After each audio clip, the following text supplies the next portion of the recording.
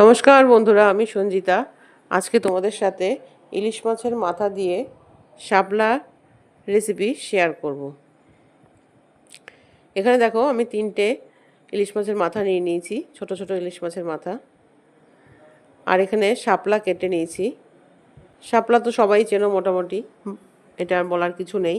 আমি এখানে সাদা সর্ষে আর কালো সর্ষে মিলিয়ে নিয়ে নিয়েছি, পোস্ত নিয়ে নিয়েছি, কাঁচা লঙ্কা নিয়ে নিয়েছি।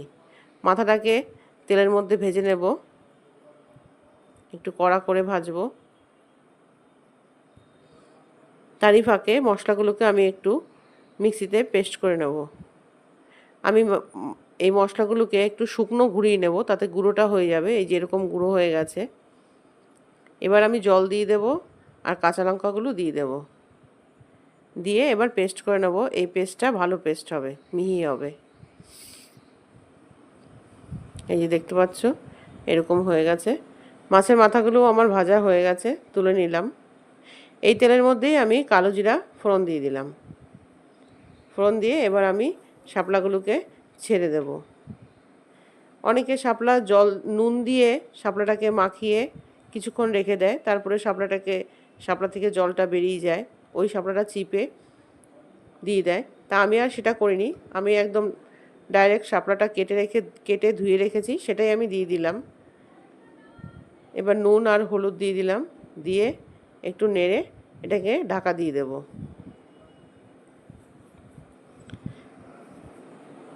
শাপলা নিরামিষ রান্নাও ভালো লাগে। আমি আজকে একটু মাছের মাথা দিয়ে করলাম। দেখো, শাপলাটা মজে গেছে, একটু জল ছেড়ে দিয়েছি, এটা শাপলারই জল।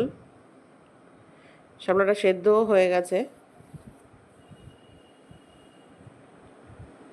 নিরামিষ সর্ষে কাঁচা লঙ্কা দিয়ে একই রকমভাবে সর্ষে কাঁচা লঙ্কা দিয়ে করলে ভালো লাগে খেতে। আর ইলিশ মাছের মাথা দিয়ে করলে তো কোনো কথাই নেই। চিংড়ি মাছ, ইলিশ মাছের মাথা এগুলো দিয়ে করলে তো ভালো হবেই খেতে। মাথাগুলোকে একটু ভেঙে দেব, অর্ধেক করে দেব। জলটাও আস্তে আস্তে শুকিয়ে আসছে। ভালোভাবে নেড়ে এবার আমি ওই মশলাটাকে দিয়ে দেবো, যে মশলাটা পেস্ট করে রেখেছি, সর্ষে, পোস্ত, কাঁচা লঙ্কা, মশলাটাকে দিয়ে দিলাম। মশলাটাকে ভালো করে মিশিয়ে নেব। শাপলার জলে মশলাটা পুরো কষে যাবে। এবার এতে আমি 2-4টে চিনির দানা দিয়ে দিলাম,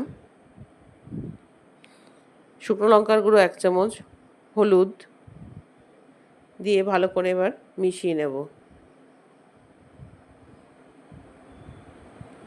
খুব কম সময়ে শাপলা রান্না হয়ে যায়।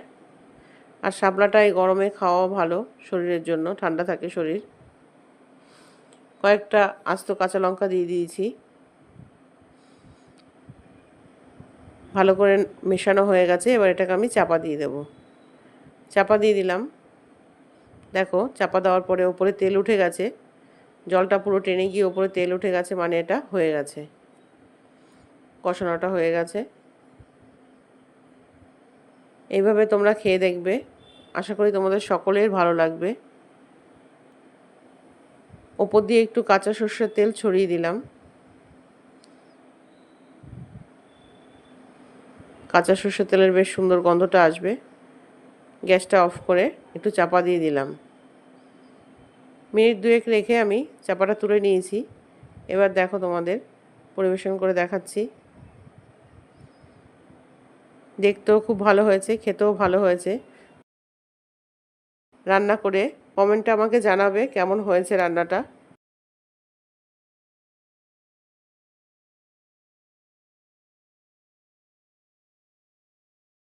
তোমাদের যদি আমার এই রেসিপিটি ভালো লেগে থাকে, তাহলে চ্যানেলটিকে সাবস্ক্রাইব করে দিও, তাতে আমার পরবর্তী ভিডিও তোমাদের কাছে পৌঁছে যাবে। সবাই সুস্থ থাকবে, ভালো থাকবে। আজকে ভিডিও এখানেই শেষ করছি।